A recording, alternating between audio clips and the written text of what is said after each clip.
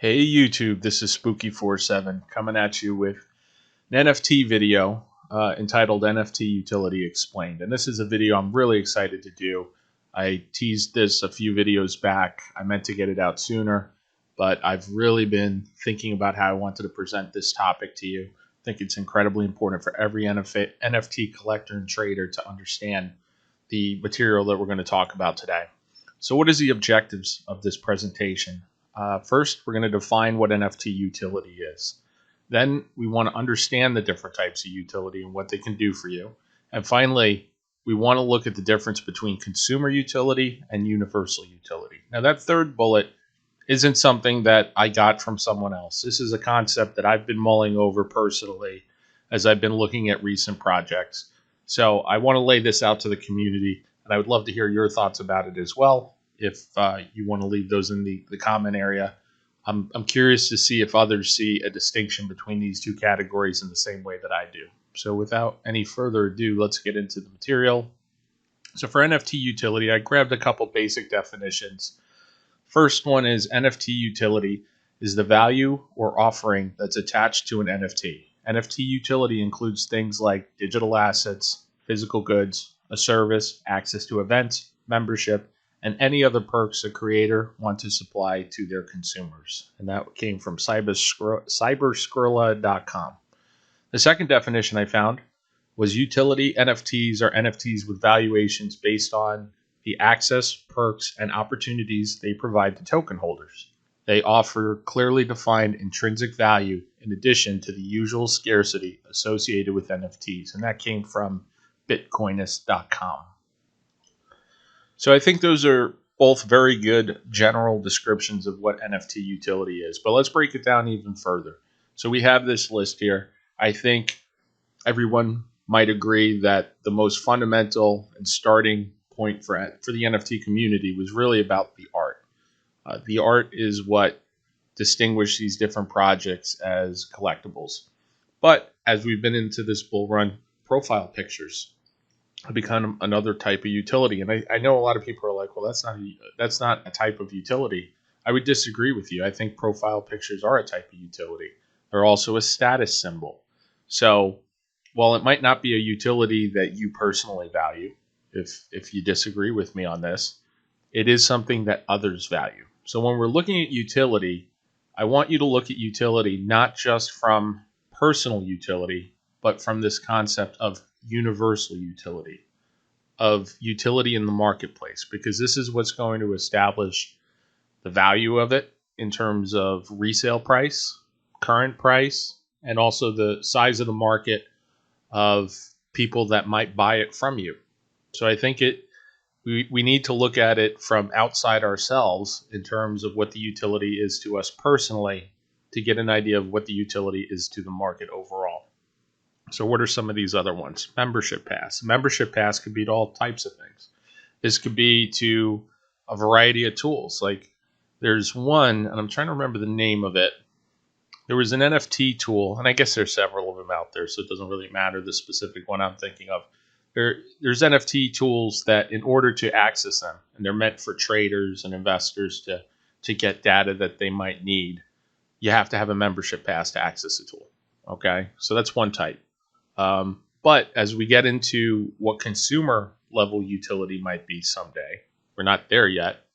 Maybe it's a membership pass to a gym in the form of an NFT. You know, maybe a gym does a promotion where you can buy their NFT and have lifetime access to the gym. So you're laying out a bunch of cash up front for this membership pass that lets you use the gym indefinitely for as long as it's in operation. And you can sell and trade that if you choose to do so.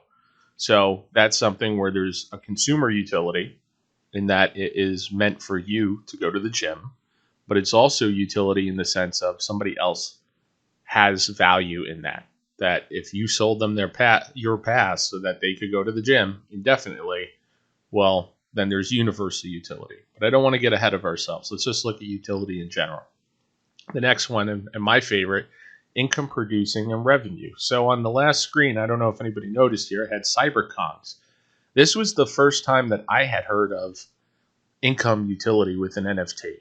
And that was a great one because it created these banana tokens, and if you had a Genesis Kongs, I forget what it was, but maybe the first 1,000 in the set, you generated these bananas, and people were making absolutely absurd amount of revenue. And you're like, well, what? Who cares about banana tokens? Well, they were tradable. They were tradable ER20 tokens, and you can take your bananas and trade them in for Ethereum, which of course you can do whatever you want to do with Ethereum.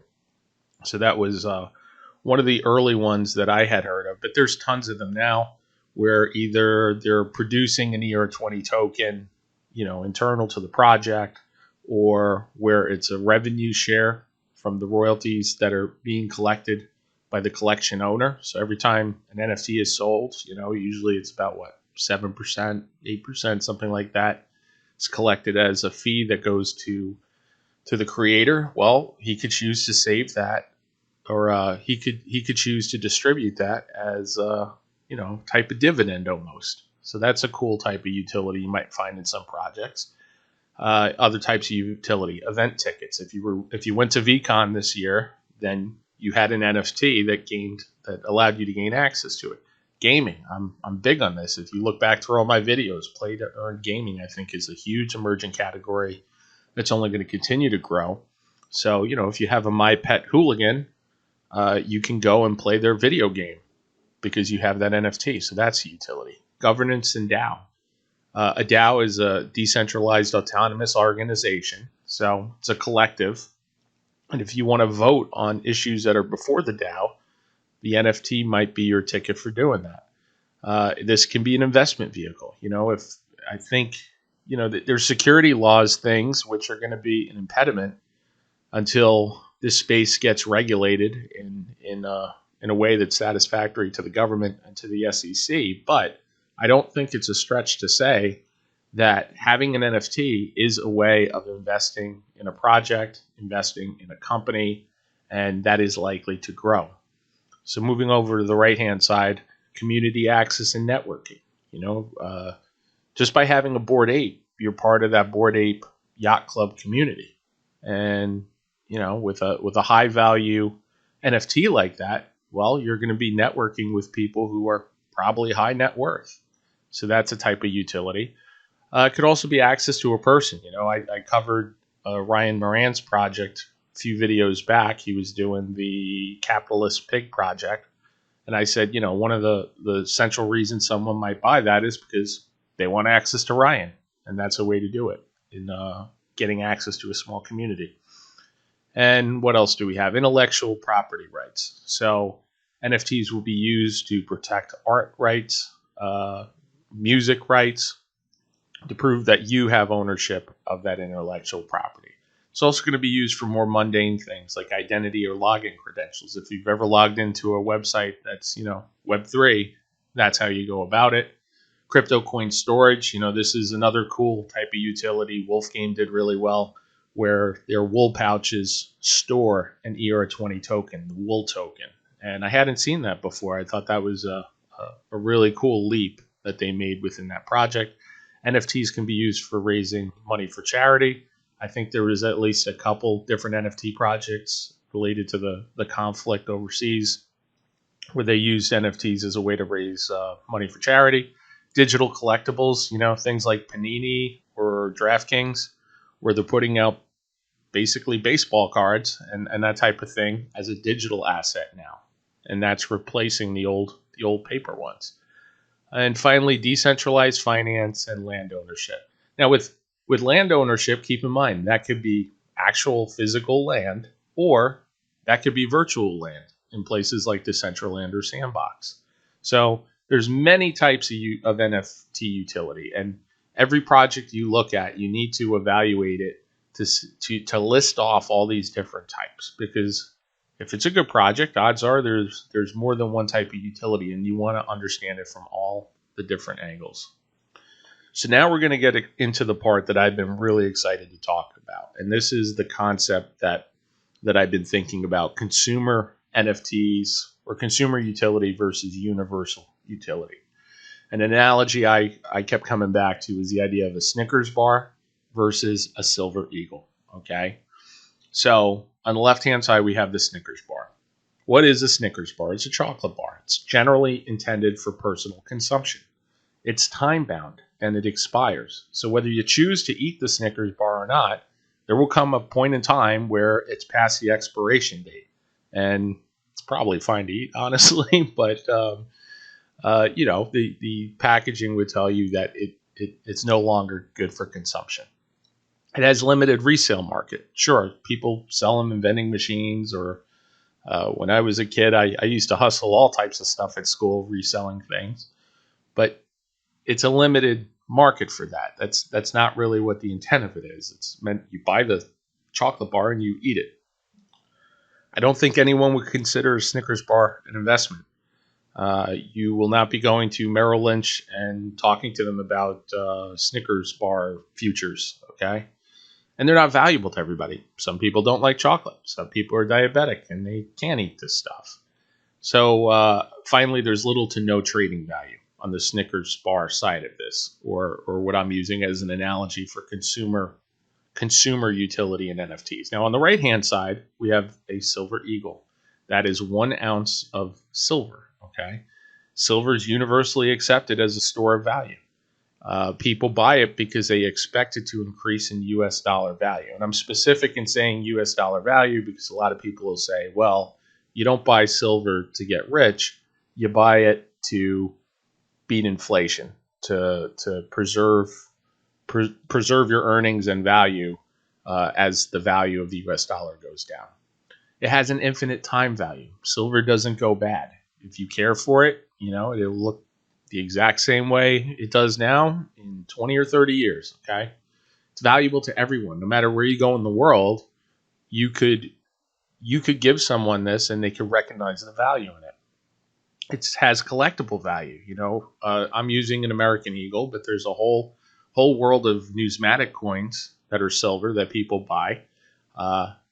And they buy it for two reasons. One is for the silver content, but also for the collectible value.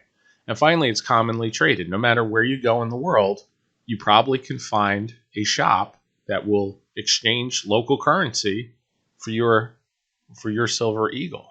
So those are the differences. And you'll notice I have this double-sided arrow. There is a lot of room in the middle here. And this is where most NFTs fall. There is some element of consumer use, and there's some element of store of value, investment value. Okay.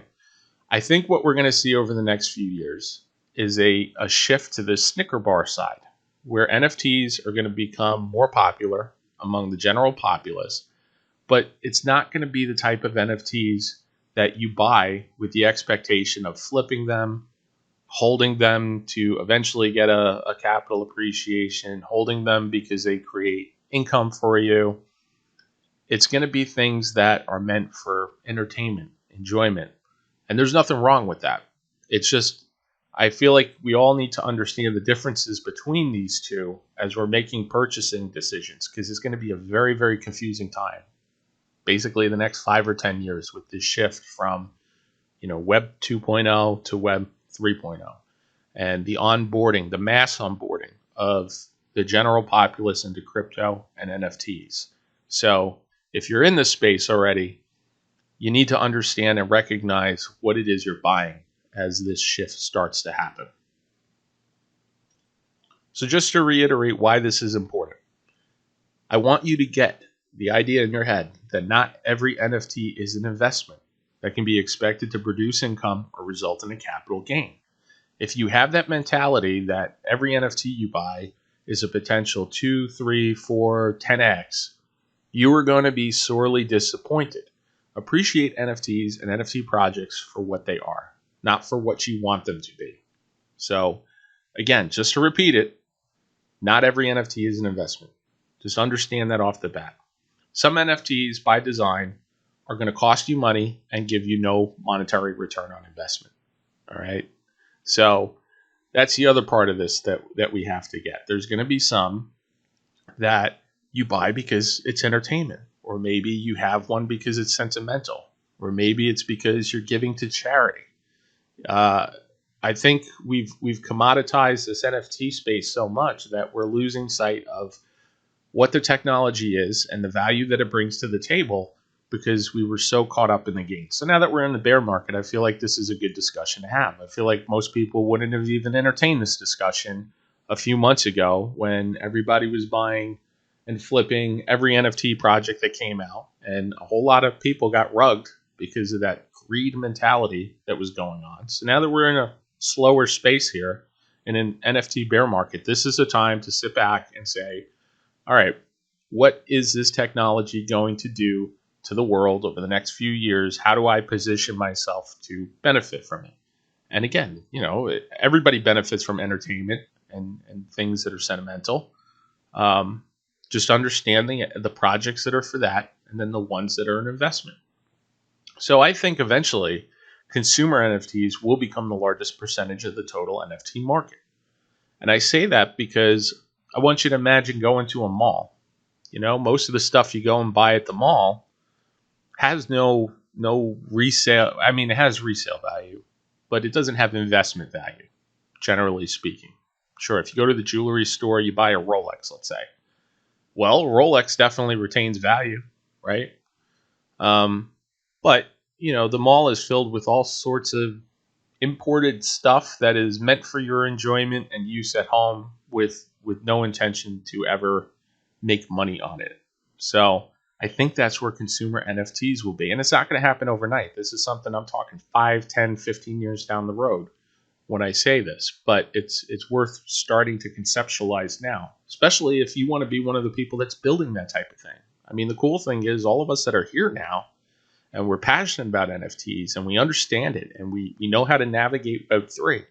Well, congratulations, because you're one. I don't even know that it's 1%. I think it's less than 1%, far less than 1% of the world that understands this stuff. So it's such a cliche. I hate saying it, but we are early, man. We are super, super early, and this could really, create life-changing opportunities for all of us. So let's continue here. So when I say that NFTs are going to be primarily a consumer item, all right, these are some examples you might consider. When you're going on a trip and you log into American Airlines website the night before, if you like to stay ahead of the curve like me, and you get your boarding pass, you either print it or you have it sent to your phone, right? Well, one day, those, in the interest of security, will probably be NFTs. No different than a supermarket loyalty card. You probably have one of those hanging on your keychain right now. I think a lot of them have shifted at this point to the app on your phone. But if you recall, a lot of stores at one point, my God, I had like 10 of these hanging off. Every store had one, CVS, all the supermarkets, etc. Well, that could become an NFT. Now, I don't think anybody would argue that people are going to be trading, Publix supermarket loyalty cards on OpenSea, right?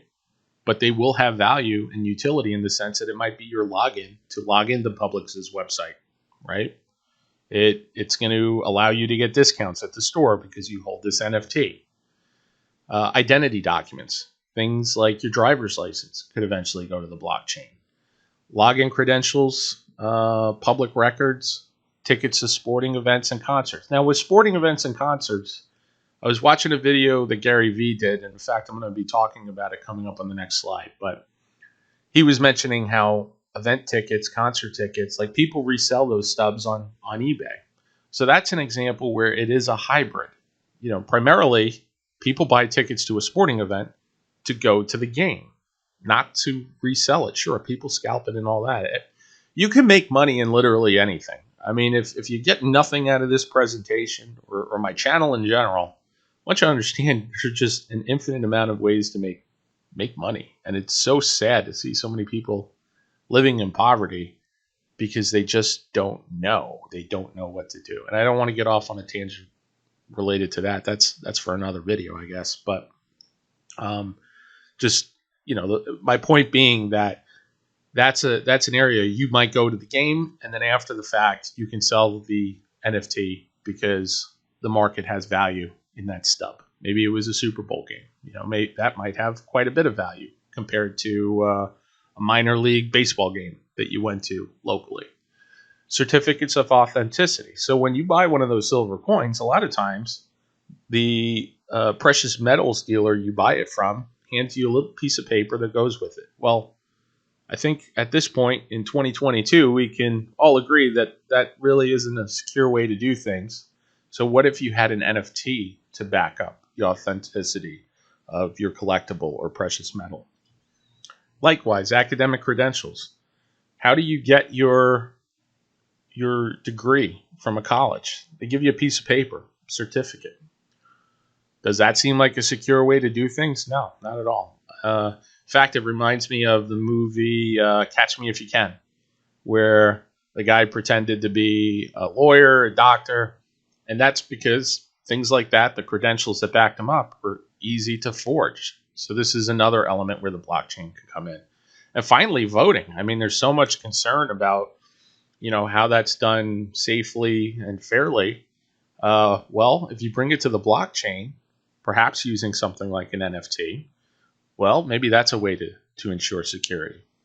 So what most of these have in common is that you'll generally use these. They're not for trading or reselling. That's how I look at this whole onboarding of consumer NFTs. But there's hybrids in the world. So this is an example I heard on Gary Vee's channel. I'm going to leave a link in the description. It's like a 45-minute interview. I think it's very worth watching. And one of the examples he gives, this example is very early on in the video, maybe within the first 5 minutes. And he said, think of a Milwaukee coffee shop. It gives its customers an NFT in lieu of one of those old loyalty punch cards, right? The coffee shop, being a progressive guy, hires some young inner city kid. He's unknown. He's a local artist. And say he wins a contest or whatever to design the NFTs for Black History Month. That's the example that Gary gave. Well, 9 years later, the artist goes on to be a commercially successful artist. He's big. He's the next Beeple. All right. Well, now collectors are looking for his first blockchain art that happened to be at this coffee shop. So now all of a sudden there's a demand, a secondary market demand for these NFTs that were freebies. They were just meant for, getting a free latte or whatever. But people are buying these for, $1,000, $2,000.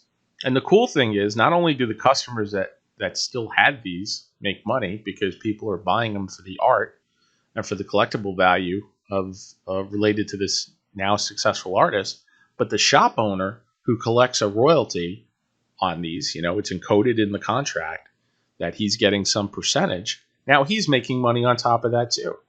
And who knows, maybe the shop owner did it in such a way that, the kid is getting 1 or 2%. Maybe that's coded in that he is getting part of the proceeds. So I thought that was a really cool example of how a consumer NFT can actually end up delivering unexpected investment value. So there is going to be things like that. And I find that very exciting. So I was having a Twitter discussion the other day with thisismycryptoname.eth, and they had asked on Twitter, does free merch count as utility for an NFT project? And my answer to that was sure. Utility comes in many different forms. I mentioned I was going to do this video. I think we're going to see a lot more utility in NFTs that up until now we haven't viewed as utility. I think consumer level utility will get popular in the next 5 to 10 years. And they asked me, well, it's interesting you call out consumer level utility. What do you include in that? So it was a long discussion. I'm not going to go through all of it, but I wanted to include this example that I made specifically to his question as it pertains to merch. Imagine a clothing designer, and they put out an NFT set that allows you to get something new from their collection every season. Let's say Gucci was doing that. Belt of the quarter. I don't know. That would have quite a bit of value. I mean, now again, it's people will buy that primarily because they want the clothing. The other part of that example I gave is, what if Nike had a Jordan NFT that every year when they come out with a new style of sneaker, you get it. So you pay up front, let's say it's a couple $1,000, and it's Nike does like some 5,000, 10,000 NFT set. Let's be honest here. When they manufacture these shoes, the markup is is insane. It's nowhere near, their retail price is nowhere near where it costs them to manufacture it. So they're still making out on the deal, and they're collecting a huge windfall up front. But the value to the consumer is every year they're going to get a pair of sneakers. Now, again, this is a hybrid example. People resell sneakers. So now that NFT might have huge value with inflation and other things. You might expect the price of the NFT to go up. You might expect the demand of it to go up. It could also go down. Let's say Nike went out of business. All of a sudden now that NFT isn't really worth much because they're not making Jordans anymore. So that's just another example I wanted to share of where I think things are going. So how to use this information right now. I don't do these videos just to wax philosophically for you guys or to hear myself talk. I want to give you actionable information. So in this case, I want you to think of 4 things when you're looking at an NFT project. When you're considering one, I want you to write down the utility that you're going to get out of it. Right? Go back to the things that we talked about: profile picture, status symbol, revenue generation, etc., etc. Write that all down. And then look at it again and say, okay, is this utility that anyone would appreciate, or is it limited? So to go back to the example I gave you about an NFT from a gym, that a gym is going to sell lifetime memberships to the gym in the form of an NFT. Well, if that gym is in Cleveland and I'm in Tampa, well, it doesn't have much use to me now, does it?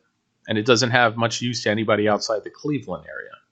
So that's where you would say, okay, it has some level of universal utility in that anyone in the city of Cleveland might be able to use this, but it's limited. It's limited to that local geographic area. Would somebody outside that area trade these? They could, they might, but that's not really what the intent is. All right. Also, how long does the utility last? Now, this was something that I had discussed going back to, like I said, that Ryan Moran video I did a few videos back. And one of the biggest criticisms I had, that it was at a 3-year utility. So when there is a time limit on something, that is a depreciating asset. If you're an options trader, then you understand this concept of theta really well, right? The minute you buy an options contract, it's losing value in the form of the time value. The closer you get to expiration, the lower the price of the value of it is going to go. Now, if the price moves significantly enough, sometimes that doesn't matter. But, to give you another, not everybody's an options trader. Let me give you another example. When you buy a new car and you drive it off the lot, it loses value immediately because you drove it off the lot. So if a project says, hey, this is only good for 1, 2, 3 years, well, the minute you buy the NFT, it's losing value. It's losing time value. And that equates to what the secondary market's going to value this at. So it leads me to number 3. What's the likelihood of a secondary trading market with adequate liquidity? So again, and I don't mean to keep beating up this project because I think it's a good project for the right person, and I'm not going to delve back into that. I did 2 videos on it. You can go back and watch those if you're curious about what it is I'm referring to with the capitalist pig NFT project. But what's the likelihood of a secondary trading market? If a collection is too small, or it's too niche, or it's just not popular enough, it doesn't have any marketing behind it, let's say, there's not going to be much liquidity. There's not going to be, if there's no buying and selling, you don't have the ability to resell, right? So that's something else to look at. And unfortunately, I feel like this is one that really bites people who trade NFTs. They'll look at a project, they're really excited about it, and they get into it, and then all of a sudden, they didn't look at the fact that it really had no volume. And with no volume, that means you don't have an ability to exit it even for the price that you paid. Like you might need to drop that down so insanely low to recover anything because the volume isn't there. Whereas if you're trading something that's popular, something that's on OpenSea's top 100, well, there's trading going on every few minutes, right? So that's real easy. You can list something at the floor and you are out. Or you could even take offers and see what you get. So number 4, the last one, do you expect this NFT to increase in value? If you do, why? And be honest with yourself. If it's just a profile picture, all right, well, how long does a profile picture stay cool? You know, if it's a Bored Ape, yeah, I mean, maybe it's got staying power. There are a lot of other ones where they come in and out of fashion, just like anything else. Um, really ask yourself and be honest with yourself, will this increase in value and why? And that is going to be largely dependent on the utility that the project brings and how long that utility lasts. If it is time limited in any sort of way, if it's too niche, odds are it's not going to increase in value. And you're going to be stuck with in a liquid asset or something masquerading as an asset. So I just want to come back and hammer this slide one last time. The Snickers bar and the silver coin. Whenever you look at an NFT project, think of this example and determine where on this sliding scale does the project that I'm looking at exist. Is this something that is meant for me to use? If it is, I'm not going to look at that as something that is going to have any trading value, that's going to have any sort of appreciation and value to anyone else. Whereas if I get into another project that's, CyberKong's Genesis, it's kicking out bananas, well, anybody can buy that from me. And if the price of banana coin goes insane, well, there's a capital increase in the value of the NFT. And the utility value is increasing in that you can swap that for ETH, swap ETH for US dollars, right? So I just wanted to hit on that one last time. So to close this out, understand if an NFT has consumer utility or universal utility with that example that we did, the Snickers bar versus the silver coin. And if you don't think that's a good example, if you get a better one, please tell me. You can get me on Twitter at Spooky47Crypto. I'm always on Twitter, or you can leave it in the comments here on the channel. Do not mistake consumer product purchases for investments. And if we think about just real life, forget crypto and NFT for a minute, how many people do this? How many people spend money that they shouldn't be spending because they talk themselves into it that it's some sort of investment? I've done this. I'm all for having things around my house that give me utility. I feel like I've bought, what was it? I think it was a vacuum seal type thing. It was an expensive one.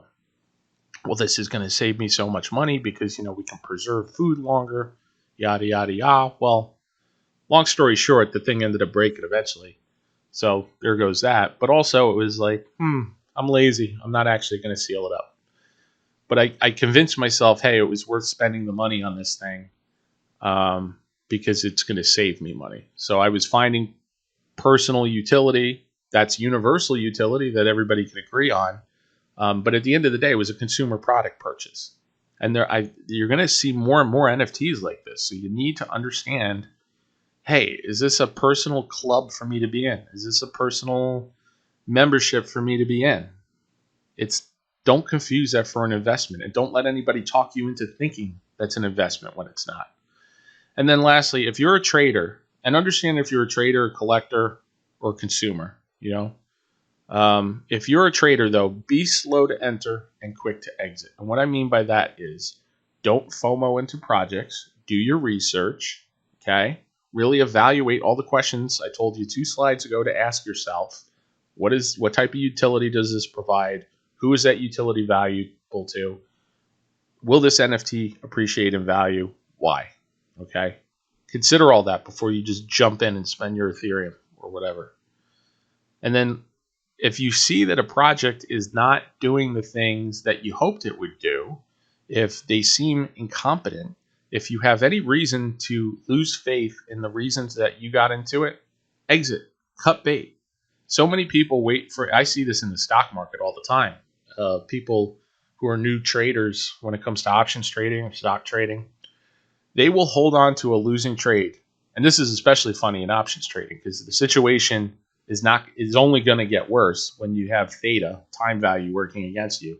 They will hold on to it because they are huffing hopium, thinking that somehow this will come back. A friend of mine was just telling me a story about somebody he was talking to about a trade that they made, a very bad trade. And the guy was down like, I think he needed the stock price to appreciate like 85% in 2 weeks. So what was suggested to him was, hey man, take your $20 back or whatever was left in the contract. He's like, no, I'm down like, 90%. It's like, okay, well that thing is going to zero when the time runs out on it. So would you rather take, your $20 back and cut your loss, or ride it into the ground? And it's a weird psychological thing, but most people rather ride it into the ground. So that's just one little piece of advice for traders. If you're in it for the long term, it's not as big an issue. So that wraps it up. Thanks for watching this. I have homework for you, though. In the comments, please tell me, do you agree that consumer NFTs will become a category of its own? And, what do you think the futures of NFTs are? I want to hear from you. Connect with me on Twitter if you're on Twitter. And last but not least, if you enjoyed this video, if you want me to keep doing content, please hit the thumbs up button, subscribe to the channel, maybe turn the notifications bell on. It's my pleasure doing this content. I want to help as many people as possible. I think this bear market that we're in presents an extraordinary opportunity. We're all going to make it so long as we stay engaged, we keep learning. I mean, I learned things just from doing these videos. I have a lot of experience in crypto and NFTs, but just in the process of having to explain it to an audience, I'm learning things and I'm staying engaged. So it's, to me, it's a very mutual beneficial thing. And I would encourage you all to start doing that too. Put out content, whether you're doing that through Twitter or YouTube. Just stay engaged in this crypto space as we ride out this bear market. Again, thanks for watching, guys. Appreciate y'all, and take care.